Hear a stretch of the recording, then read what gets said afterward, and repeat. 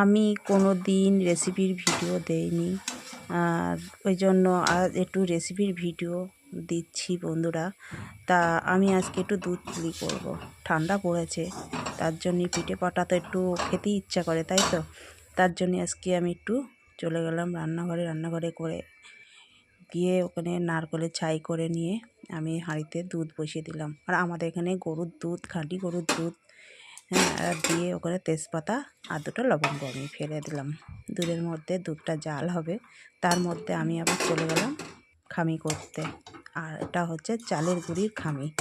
তা চালের গুঁড়ি খামিটা যত তুমি জল দিয়ে যে করবে, ফোটাবে, ততই নরম হবে আর হচ্ছে খুব সফট হবে।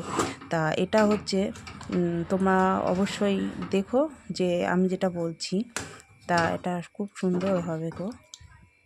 তারপরে আমার এই দুধের হাঁড়িটা ছোট হয়ে গেছে বলে আমি খামিটা লাবিয়ে দিয়ে দিলাম ওর মধ্যে দুধটা, কড়ার মধ্যে ঢেলে দিয়ে একটুখানি আমল দুধ গুলবো।